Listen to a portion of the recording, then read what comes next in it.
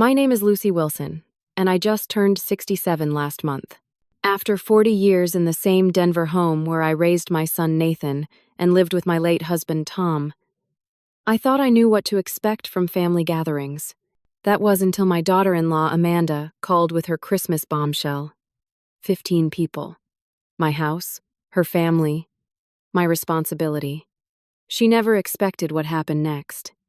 Before I tell you what happened when my daughter-in-law dropped her holiday bombshell, let me know where you're watching from, and click that subscribe button if you want more stories about standing your ground after 60.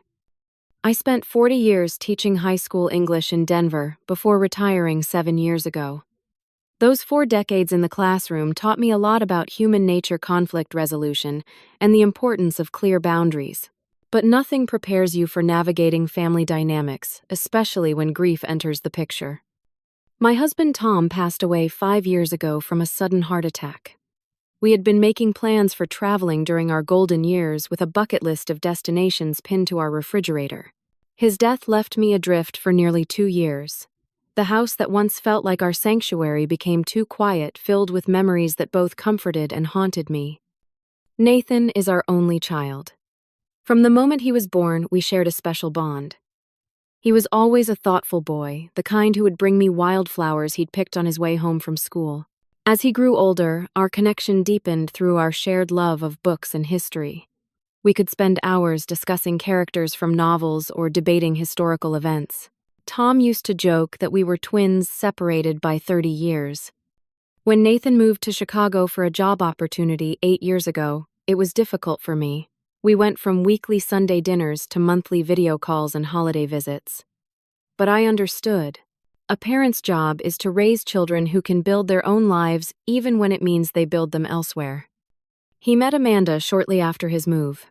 The first time I heard about her, Nathan's voice changed. There was a lightness I hadn't heard since he was a teenager, sharing news about making the baseball team. When they visited Denver 3 months into their relationship, I was hopeful. Amanda was bright, articulate, and seemed genuinely interested in getting to know me. We spent an afternoon looking through Nathan's childhood photo albums, and she asked thoughtful questions about his upbringing. Their wedding 6 years ago was beautiful. I remember watching them exchange vows and feeling that bittersweet mixture of joy and loss that parents often feel. Joy for Nathan's happiness and loss because Tom wasn't there to see his son marry.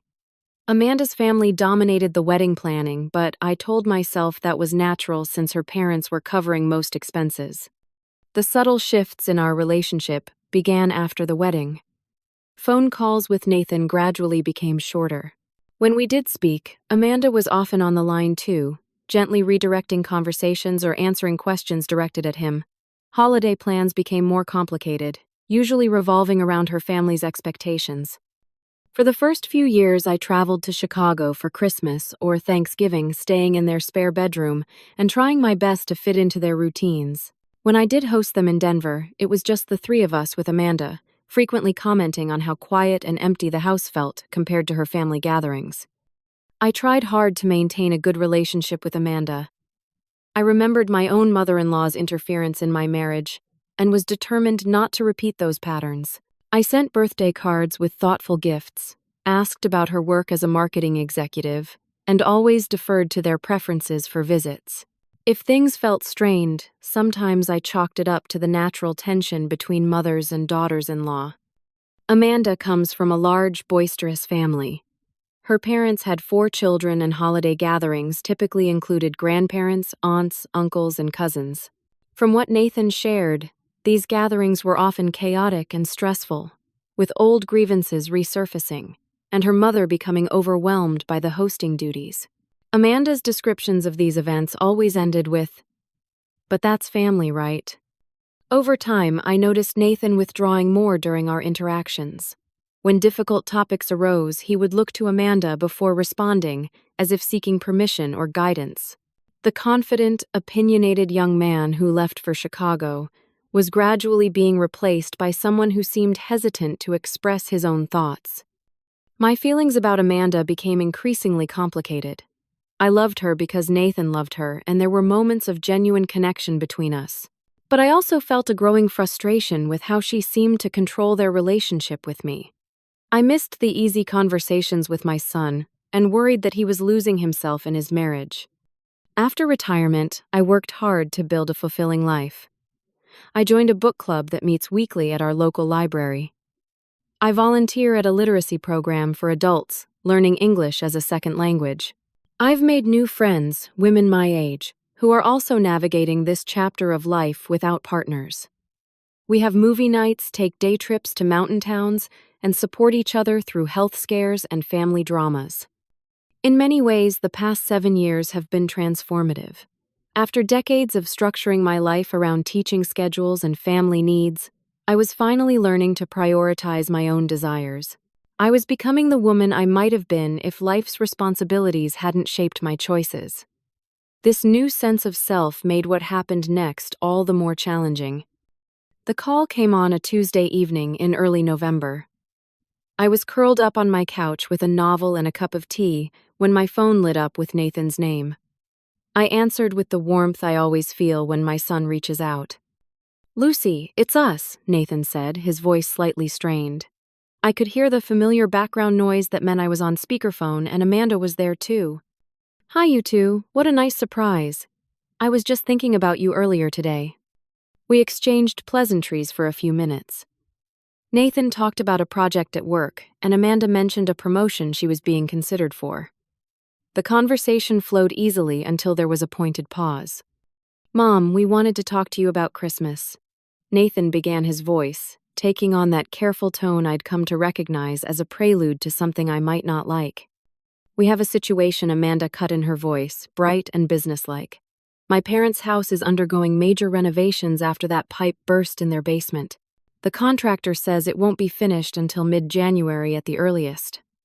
"Oh, that's terrible," I said, genuinely sympathetic. "Will they be staying with friends for the holidays?" "Well, that's part of the issue," Amanda continued. "They've been staying with my brother Michael, but his apartment is tiny. And my sister Jennifer has the twins now, so her place is chaos.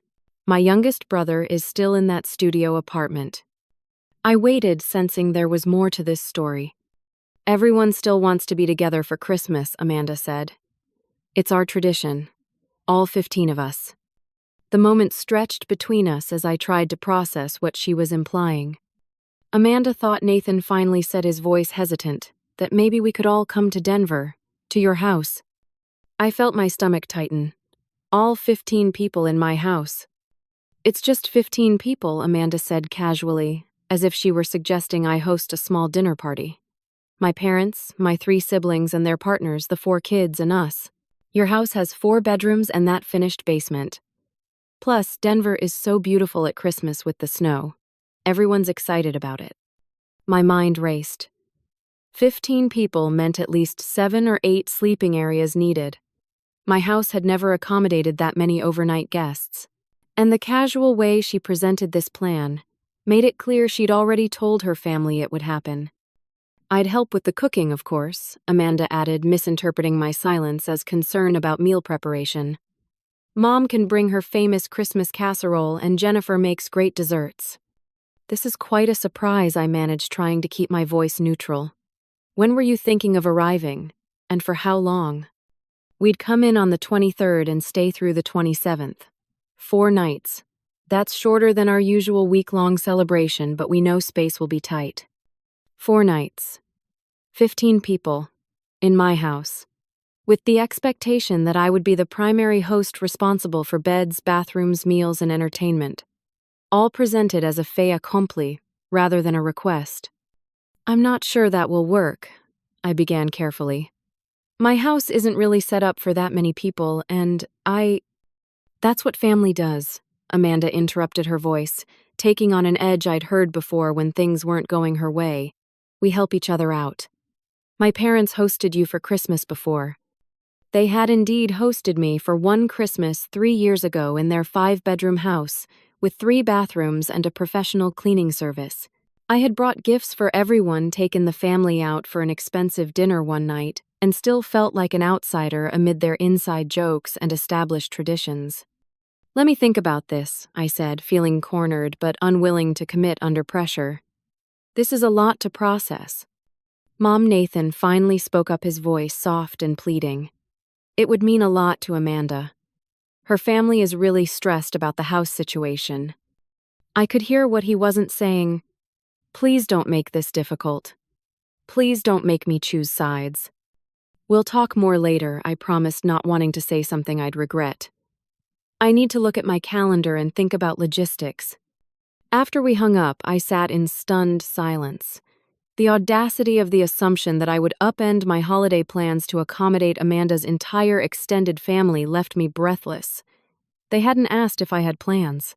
They hadn't considered whether I wanted 15 people in my space.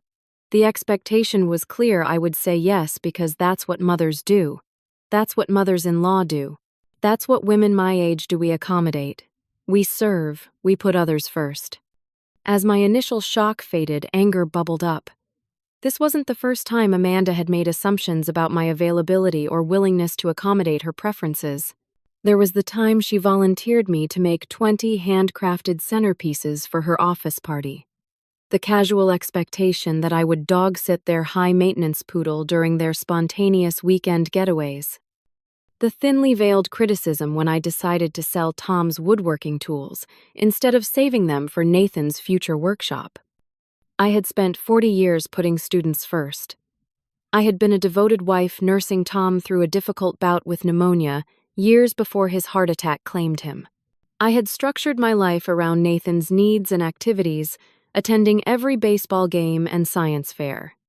I had built my identity around caring for others.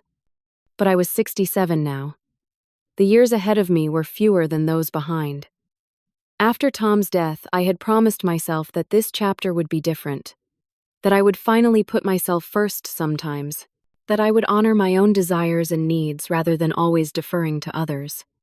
As I sat in my quiet living room, I realized this Christmas request was about much more than holiday logistics. It was about whether I would continue allowing Amanda and by extension Nathan to treat me as an afterthought, a resource to be tapped when convenient. It was about whether the patterns established over the past 6 years would define our relationship going forward. I went to bed that night with my mind whirling, torn between my desire to support my son and my growing certainty that something needed to change. Sleep eluded me that night. I tossed and turned, replaying the conversation and imagining scenarios for Christmas. In one version, I acquiesced and spent the holiday cooking, cleaning, and mediating between Amanda's family members while feeling like a stranger in my own home. In another, I refused and caused a rift that might damage my relationship with Nathan permanently. By dawn, I was exhausted but no closer to a decision. I made a strong cup of coffee and called my best friend Judy, who had become my rock since Tom's passing. "They want to do what," Judy exclaimed after I explained the situation. "Without even asking if you had plans. Amanda just assumed I'd be available, that I'd want to host her entire family." "And do you?" Judy asked pointedly. "Of course not," I admitted. "The thought of 15 people in my house for 4 days makes me break out in hives. But Nathan seemed so anxious about it. I hate disappointing him." Lucy, Judy's voice softened. "What about your cruise?" The cruise. In my distress over Amanda's request, I had momentarily forgotten my own carefully laid plans. 6 months earlier, Judy and 2 other friends from my book club had convinced me to join them on a Caribbean cruise over Christmas. It would be my first Christmas away from home, since Tom died, my first ever cruise, and the fulfillment of a promise I'd made to myself at Tom's funeral, that I would eventually start living the adventures we'd planned. Together. "The tickets are non-refundable," I said slowly. "We've already paid for everything." "And this trip means a lot to you," Judy reminded me. "You talked for weeks about how ready you feel to spend a Christmas doing something just for yourself." She was right. After years of traditional holidays, first creating magic for Nathan, then maintaining traditions with Tom, then accommodating Nathan and Amanda's schedules, I had been excited about experiencing something completely different. Sunshine instead of snow. New places instead of familiar surroundings. Freedom from expectations instead of the pressure to create perfect memories for others. "Do they know about your cruise plans?" Judy asked. "No," I admitted. "I mentioned to Nathan months ago that I was considering a trip with friends, but I never explicitly told them I'd booked it. I guess I was waiting for the right moment." And has Amanda ever asked about your holiday plans before making her assumption? I thought back over our recent conversations. She usually just tells me what they're doing and expects me to adjust. Lucy Judy said firmly, "You've spent your whole life accommodating others. You were an incredible teacher, wife, and mother. But retirement is supposed to be your time. If you keep saying yes when you want to say no, nothing will ever change." After we hung up, I sat with the uncomfortable truth of Judy's words. I had spent decades being accommodating. Saying yes was my default mode. During my marriage, it had created harmony. Tom and I rarely argued because I typically deferred to his preferences. In my teaching career, taking on extra duties without complaint had earned me respect from administrators. As a mother, putting Nathan's needs first had been both instinctive and rewarding. But I was beginning to recognize the cost of this pattern. By always saying yes, I had created an expectation that I would never say no. I had trained the people in my life, including Nathan and now Amanda, to assume my needs were secondary. My time was less valuable. My preferences were negotiable. I spent the morning researching rental properties in Denver that could accommodate Amanda's family. I found several beautiful homes available for the Christmas period, some with 6 or 7 bedrooms, hot tubs, and views of the mountains. I compiled a list with links and approximate costs. That afternoon, I had my monthly session with Dr. Martinez, the therapist I'd been seeing since Tom's death. What had started as grief counseling had evolved into valuable support for navigating my new life. "It sounds like this situation is triggering some deeper issues for you, Dr. Martinez," observed after I explained the Christmas dilemma. "I feel trapped," I admitted. "If I say no, I'm the difficult mother-in-law who doesn't support family togetherness. If I say yes, I'm sacrificing something important to me and reinforcing the idea that my plans don't matter. What would happen if you held firm to your cruise plans?" I considered this. Amanda would be upset. She might see it as a rejection of her family. Nathan would be caught in the middle. And if you cancel your cruise, I'd resent it, I said immediately. I'd go through the motions of being a good host, but inside I'd be angry. It would affect how I interact with everyone, especially Amanda. Dr. Martinez nodded. So neither option is perfect. But one honors your needs and models healthy boundaries, while the other continues a pattern that isn't serving you well. When she put it that way, the path forward became clearer. I needed to hold firm on my cruise plans, not just for this Christmas, but for the future of my relationship with Nathan and Amanda. Setting a boundary now might be uncomfortable, but it was necessary. "How will you tell them?" Dr. Martinez asked. "I think I need to do it in person," I decided. This isn't a conversation for the phone. As I drove home, I felt a mixture of anxiety and determination. Standing up for myself didn't come naturally after decades of accommodation. But I kept reminding myself of what Dr. Martinez often told me: boundaries aren't selfish. They're necessary for healthy relationships. I called Nathan that evening and invited him and Amanda to dinner at my house that weekend. "I've thought about Christmas," I told him. "I'd like to discuss it with both of you in person." "Is everything okay?" Nathan sounded worried. "Everything's fine," I assured him. "I just think this conversation will be better face to face." As I hung up, I took a deep breath. I was nervous about the confrontation ahead, but also felt a surprising sense of empowerment. For perhaps the first time in my relationship with Amanda, I was preparing to advocate for myself rather than automatically accommodating her wishes. Whatever happened next, I knew I was taking an important step in reclaiming my own voice. I spent Saturday preparing for dinner, channeling my nervous energy into cooking Nathan's favorite meal pot roast with roasted potatoes and the homemade rolls that Tom's mother had taught me to make decades ago. The familiar rituals of cooking calmed me, even as I rehearsed what I would say. They arrived at 6, Nathan giving me a warm hug, while Amanda offered a quick cheek kiss and a bottle of wine. "Something smells amazing," Nathan said, his eyes lighting up as he recognized the menu. "Your favorite?" I confirmed, leading them into the dining room where I'd set the table with my good china. If this evening was going to be difficult, at least we'd have a delicious meal first. Dinner conversation remained light. Nathan talked about a challenging client at his architectural firm. Amanda shared office politics from her marketing agency. I told them about my literacy program volunteer work and a day trip to Estes Park with Judy. It felt normal, comfortable, which made what came next all the more difficult. As we finished dessert apple pie with vanilla ice cream, Amanda brought up Christmas with renewed enthusiasm. "I've been thinking about sleeping arrangements," she said, stirring her coffee. Jennifer and Mark could take the guest room with the twins on air mattresses. Michael and Sarah could have the basement. My parents would take the small bedroom and Ryan could sleep on the couch. We'd take Nathan's old room, of course. She continued planning aloud, who would bring what food activities they could do in Denver, whether we'd need to rent extra chairs for Christmas dinner. All while I sat quietly gathering my courage. "Actually, I finally interrupted my heart pounding. I need to talk to you both about Christmas." I reached into the sideboard drawer and pulled out the envelope containing my cruise documents. I placed it on the table between us.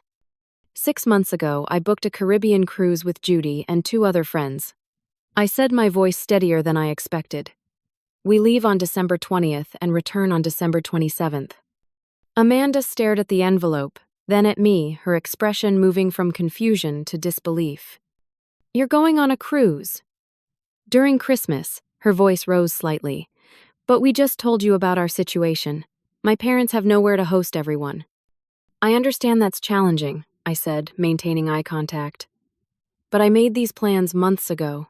The tickets are non-refundable, and this trip is important to me." "Can't you reschedule?" Amanda pressed. "This is family we're talking about. My family has nowhere to go." "Perfect. I'm going on vacation. You handle it. I'm not your nanny or maid." The words came out more firmly than I'd intended, but they captured my built-up frustration. Amanda's face went pale. Nathan's eyes widened. "What is that supposed to mean?" Amanda's voice was tight with anger. "It means I have plans that are important to me," I explained, trying to soften my tone. "And it means that there are other solutions to your family's situation, besides assuming I'll host everyone in my home." I slid the list of rental properties across the table. "These houses are available over Christmas. They have more space than my home and would be more comfortable for everyone." Amanda pushed the paper away without looking at it. "Those places cost thousands of dollars. You expect my parents to spend that kind of money when you have a perfectly good house sitting empty."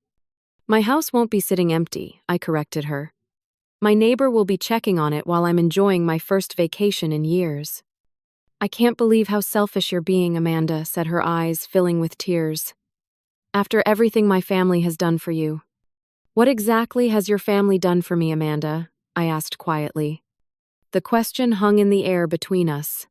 Nathan shifted uncomfortably in his chair. "We've included you in our holidays," she finally said. "We've made you part of our family since Tom died." I took a deep breath. "I appreciate that. But inclusion isn't the same as consideration. Your family has never asked what I might want or need. You've expected me to fit into your plans on your terms." "That's not fair," Amanda protested. "Isn't it you called me about Christmas without once asking if I had plans? You presented your family staying here as a decision already made. You're upset now, not because I have plans, but because those plans don't accommodate what you want." Nathan finally spoke up, his voice strained. "Mom, this is really important to Amanda. Couldn't you consider changing your plans? Just this once." This once nearly broke me. How many this onces had there been over the years? How many more would there be? "No, Nathan, I can't. This cruise isn't just a vacation, it's the first step in keeping a promise I made to myself after your father died. It's about building the life I want now, not just accommodating what everyone else wants from me." Amanda stood abruptly, tears now streaming down her face. "I can't believe you're doing this to us, to my family, right before Christmas." "I'm not doing anything to you," I said firmly. "I'm doing something for myself. There's a difference." "Let's go, Nathan," Amanda said, grabbing her purse. "We're obviously not welcome here." "That's not what I said," I protested, but Amanda was already heading for the door. Nathan gave me an anguished look. "I'll call you tomorrow," he mumbled, before following his wife. I sat alone at my dining table for a long time after they left, surrounded by the remains of our meal.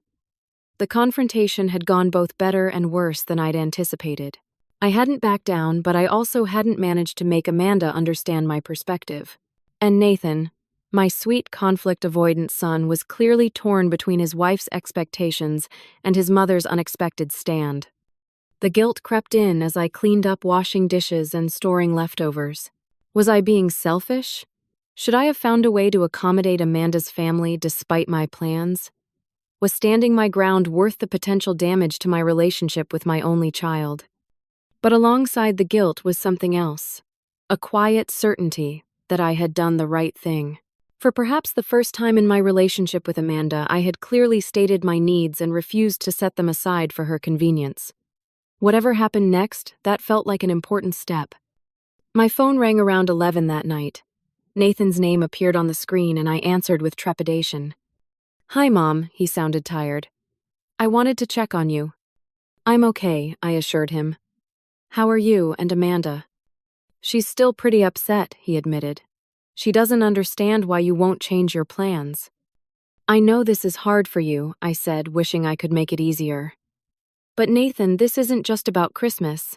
It's about a pattern that's developed where Amanda makes assumptions about my availability and willingness to accommodate her family's needs without considering mine."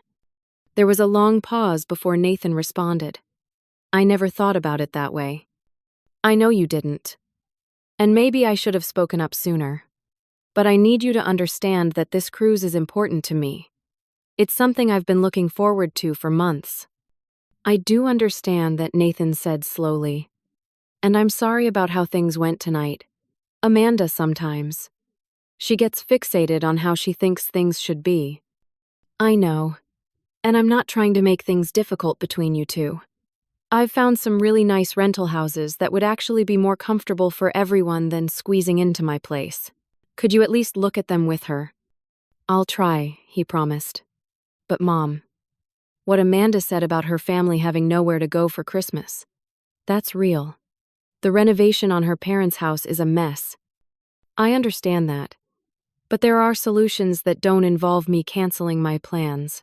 Maybe this is an opportunity for Amanda and her siblings to step up and find a solution together rather than defaulting to what's easiest." Nathan sighed. "Maybe. I'll talk to her when she's calmed down." After we hung up, I felt marginally better.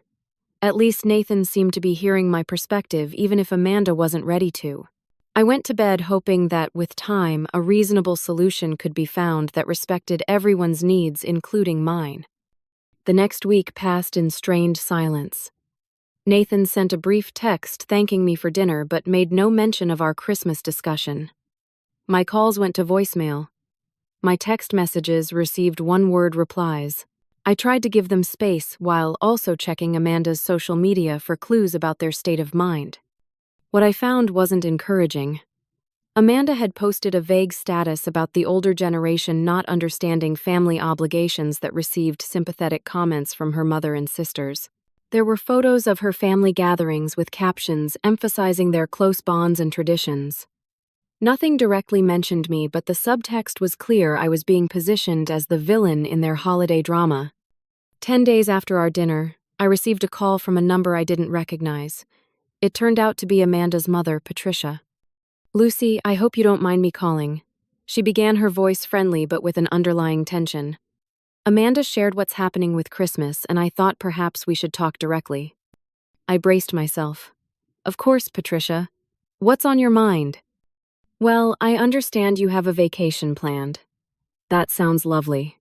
But I'm concerned about our family Christmas. This renovation has been a nightmare. Black mold, structural issues, one problem after another. We really have nowhere suitable to gather." "I'm sorry to hear that," I said sincerely. "That sounds incredibly stressful." "It has been. And Christmas is so important to our family. The children look forward to it all year. I was so relieved when Amanda suggested your house. It seemed like the perfect solution." I took a deep breath. "I understand the predicament, but there are other options." I sent Amanda information about several beautiful rental homes in Denver that would actually accommodate everyone more comfortably than my house. "Oh, those rental prices are just outrageous," Patricia dismissed. "We couldn't possibly afford that after all the unexpected renovation costs."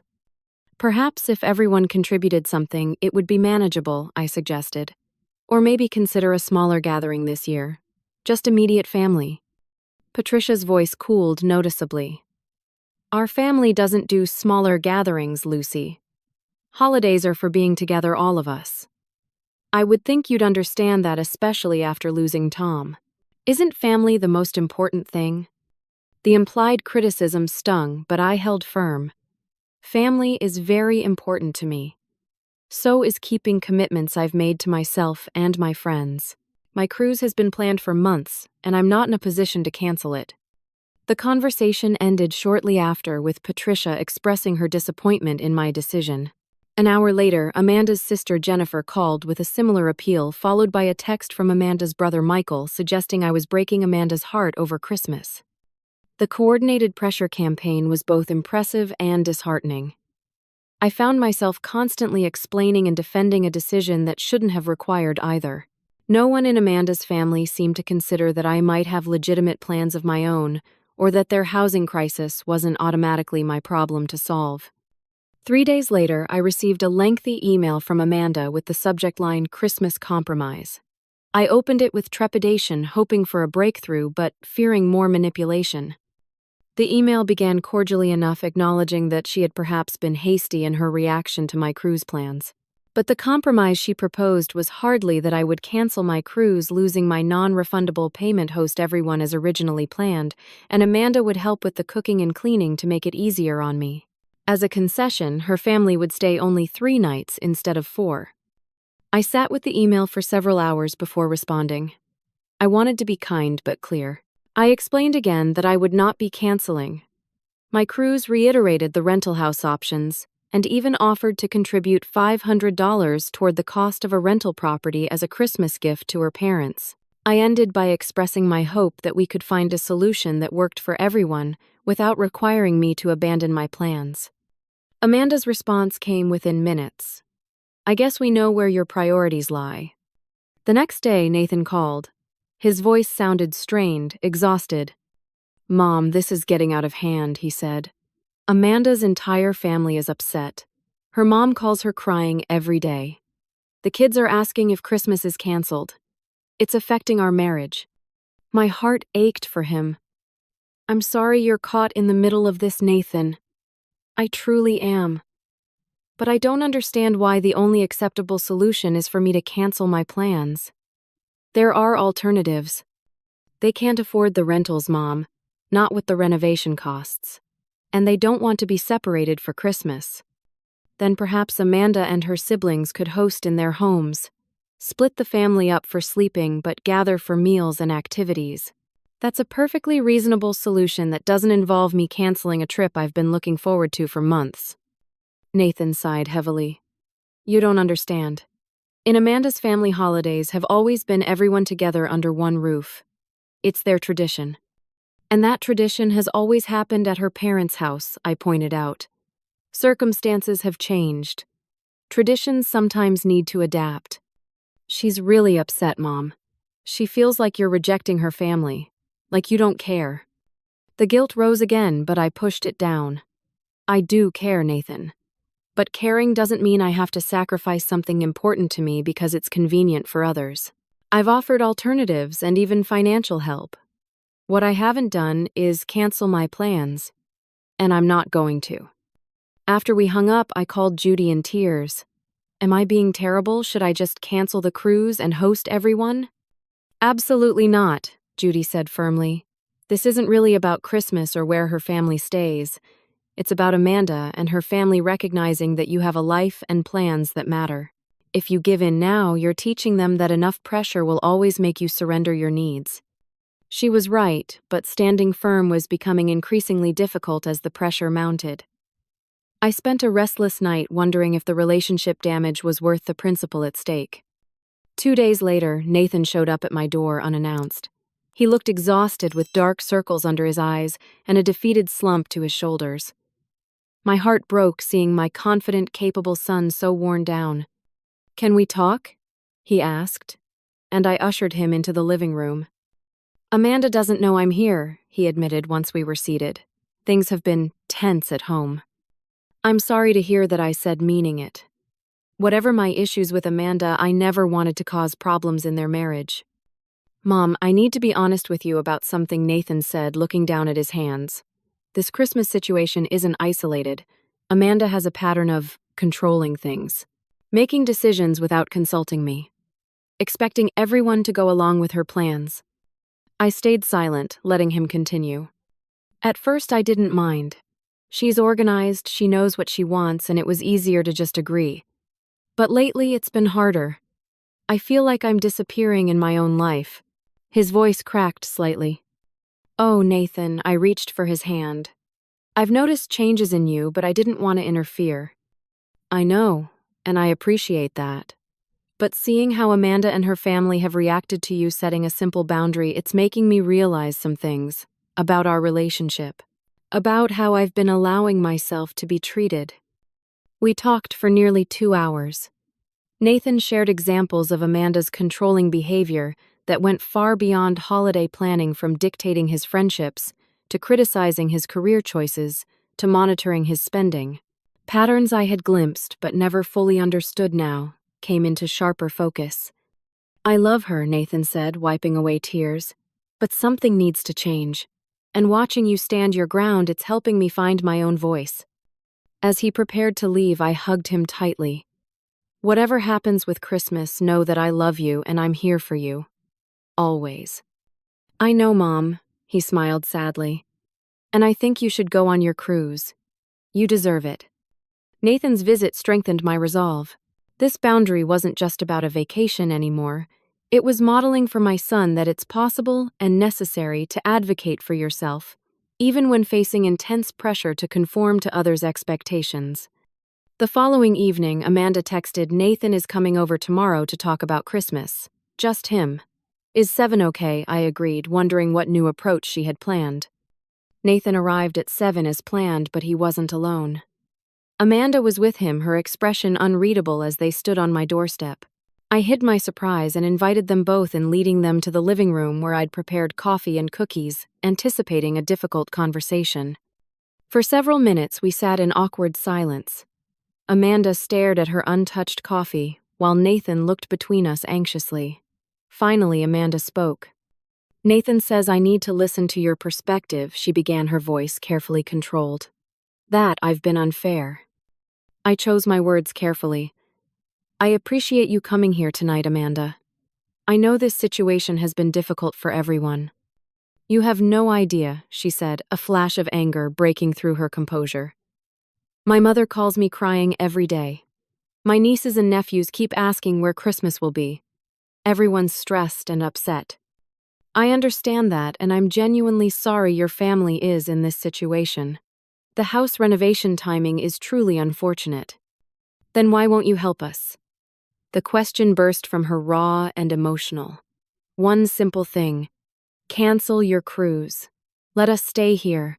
Solve the whole problem." "Because it's not one simple thing," I explained gently. "It's about a pattern that's developed where my plans, my space, and my time are considered less important than what you or your family want. It's about assumptions made without consultation. It's about respect." "I respect you," Amanda protested, but with less certainty. "In many ways, yes. But not in this fundamental way, recognizing that I have my own life, my own plans, and my own needs that matter just as much as anyone else's." Amanda fell silent, seemingly processing my words. "I understand your family's traditions are important," I continued. "But traditions can adapt when circumstances change. There are multiple solutions to your family's housing situation that don't require me to cancel a trip that's meaningful to me." "The rentals are too expensive," Amanda began, but I gently interrupted. "I've offered to contribute toward the cost. Have you asked your siblings if they could contribute too? Or considered splitting the family between your apartment and your siblings' homes for sleeping while gathering together for meals and activities?" There are creative solutions if you're willing to consider them. Nathan, who had been quiet until now, spoke up. Amanda, my mom has a point. We haven't really explored all the options. We just defaulted to the easiest one for your family without considering what it meant for her.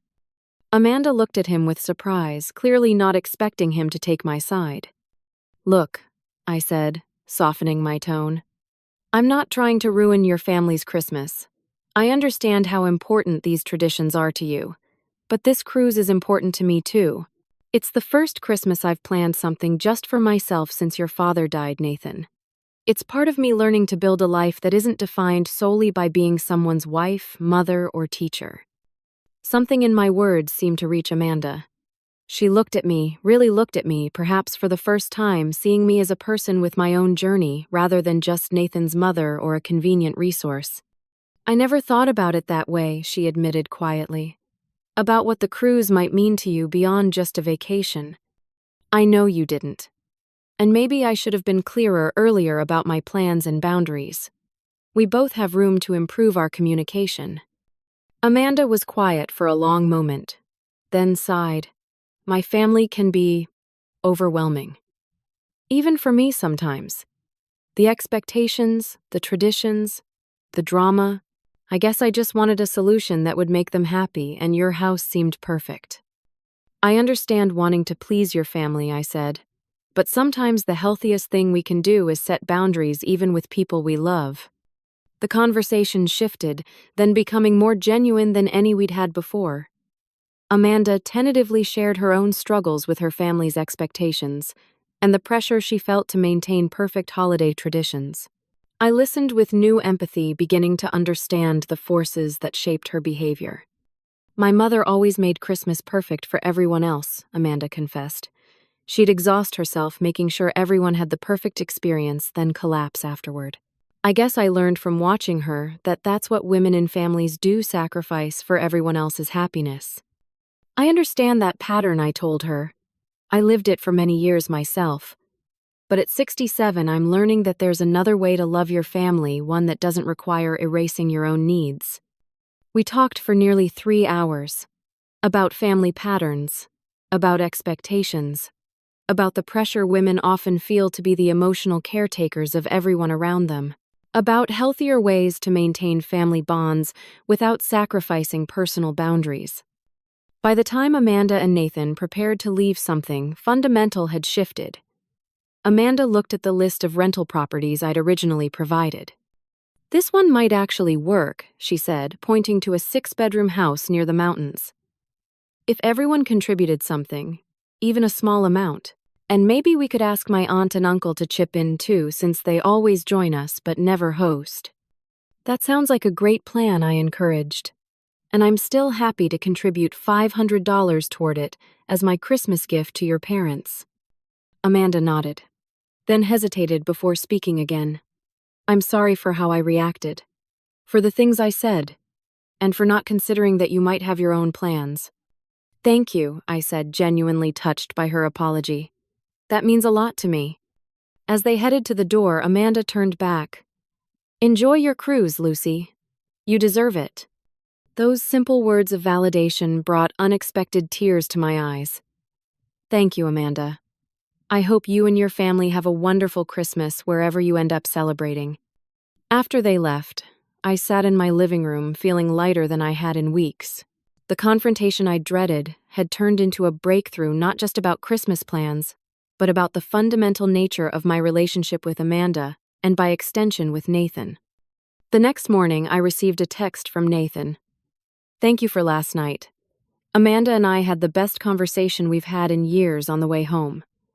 Something important is shifting. Later that week, Amanda called to tell me they'd reserved the rental property. Her siblings had agreed to split the cost, and her parents had reluctantly accepted that this year's Christmas would be different but could still be special. She sounded lighter, more confident, as if finding a solution herself rather than defaulting to the easiest option had been empowering. As the cruise departure date approached, I found myself experiencing mixed emotions. Excitement about the trip itself. Pride in having maintained my boundary despite intense pressure. hope for a healthier relationship with Amanda going forward. And yes, still some guilt, the residue of decades spent putting others' needs before my own. But each day the guilt receded, a little more replaced by anticipation for the adventure ahead, and gratitude for the unexpected gifts this conflict had ultimately brought a more authentic relationship with my daughter-in-law, a son. Finding his voice in his marriage, and my own growing confidence in honoring my needs without apology.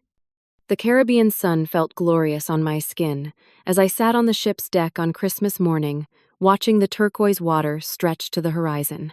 Judy sat beside me, both of us sipping mimosas and wearing the festive Santa hats the cruise staff had distributed at breakfast. Merry Christmas.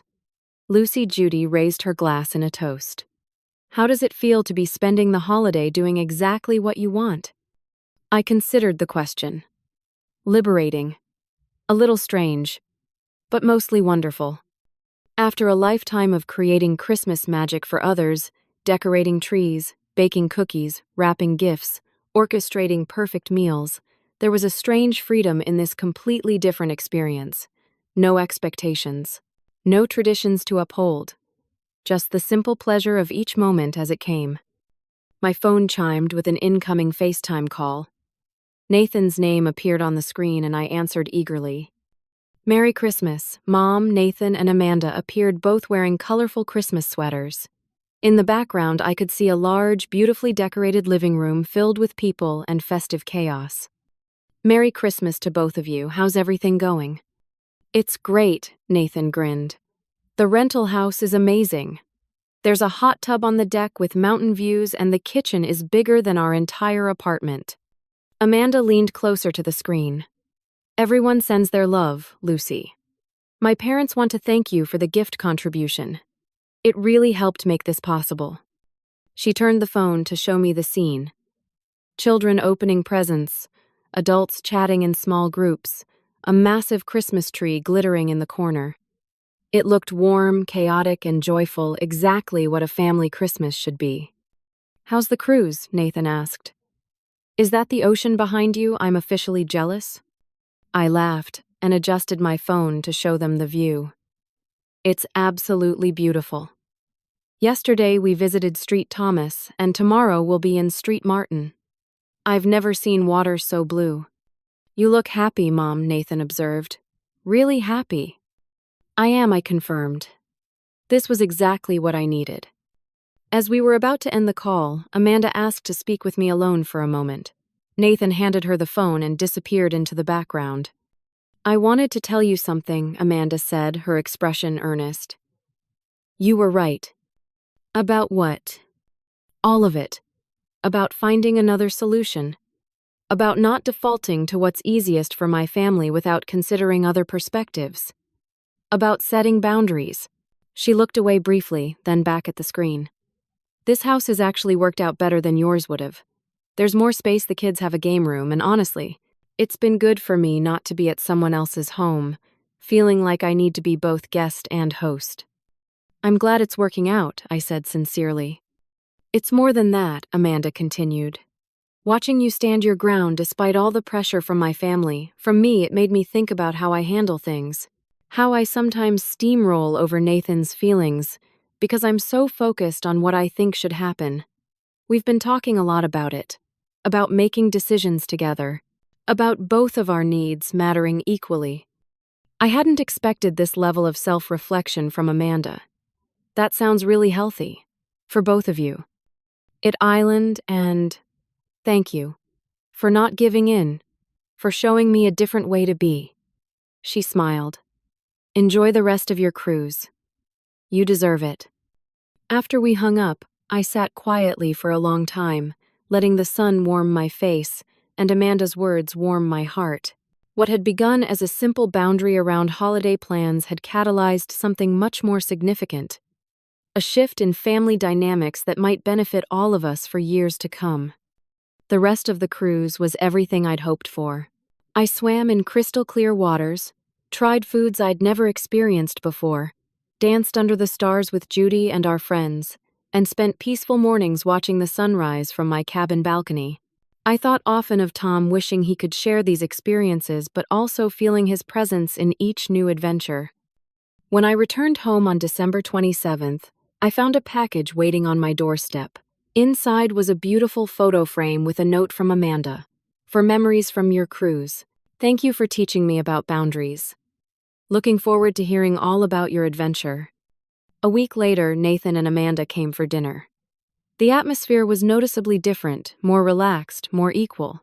Amanda showed me photos from their Christmas, describing how her siblings had stepped up to share responsibilities instead of defaulting to their mother handling everything. Nathan seemed more engaged, more present, offering opinions and gently disagreeing with Amanda at points without the tension that would have accompanied such moments before. After dinner, as we sat in the living room with coffee, Amanda brought up the subject I'd been avoiding. We should talk about next Christmas, she said. Start planning early this time. I tensed slightly, wondering if we were headed back to expectations and assumptions. Nathan and I were thinking she continued noticing my reaction, that maybe we could start a new tradition. Instead of everyone gathering at one person's home, what if we rented a big house somewhere different each year? Take turns choosing the location. Make it an adventure for everyone. That sounds wonderful, I said, genuinely impressed by the thoughtfulness of the suggestion. And of course, Amanda added, we'd plan it around your schedule too. Find dates that work for everyone if you'd like to join us. Or understand if you have your own plans some years. The simple acknowledgement that I might have my own plans, that my inclusion would be based on mutual agreement rather than assumption, meant everything. I'd love to be included in the planning, I told them. And yes, some years I might join you. Others I might do something different. But I appreciate being asked rather than expected. We're learning, Nathan said, taking Amanda's hand. Both of us. As the months passed, I noticed subtle but significant changes in my relationship with both Nathan and Amanda. Phone calls became more frequent and genuine. When they visited, Amanda asked questions about my life and actually listened to the answers. Nathan seemed to be finding his voice again, both with me and from what I could observe with Amanda. The boundary I'd set around Christmas had rippled outward, creating space for a healthier dynamic throughout our relationship.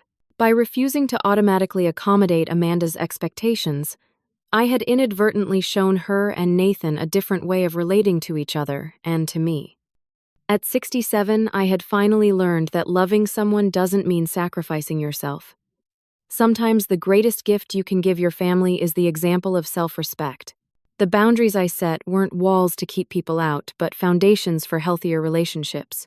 And in giving myself permission to prioritize my needs, I unknowingly gave my son and daughter-in-law permission to do the same. We're closer now than ever before, not despite my saying no, but because of it. Have you ever had to set a difficult boundary with family members who were used to you always saying yes? Did it change your relationship for better or worse? I'd love to hear your experiences in the comments below.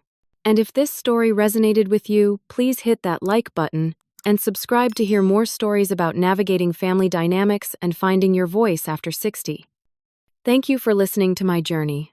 And remember, it's never too late to start honoring your own needs alongside everyone else's.